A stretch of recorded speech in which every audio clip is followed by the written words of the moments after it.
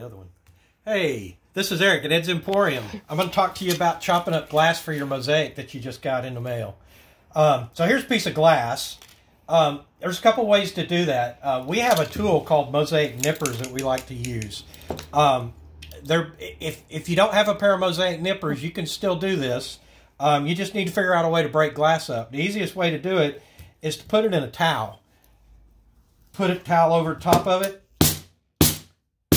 Hit it with the hammer a couple of times, and then you get some crazy pieces of glass. Those will all work. You probably want to have your parents help you with that. There are going to be some really sharp little shards in there. I'm going to pick all these pieces out. Works really good if you have like a paper plate to put all your pieces in when you break them up. That way you can kind of keep them separated out, and you can make little piles of every color so that when you start creating, you can create better. Now, the easier way to do this is with a pair of Mosaic Nippers. With these nippers, you can actually chop glass. You want to be very careful when you do this because you can shoot these things in your eye.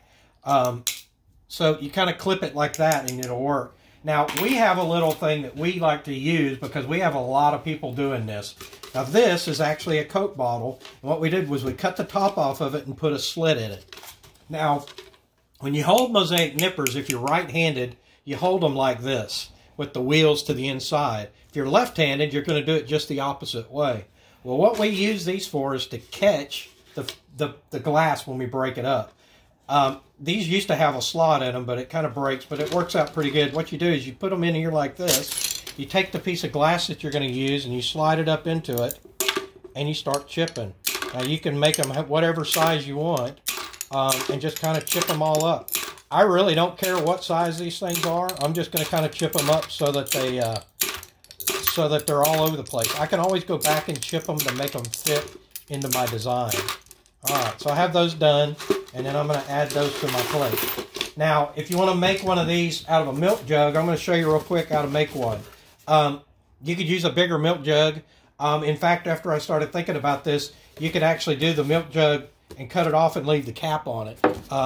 Make sure you clean it out. Mine's not stinky.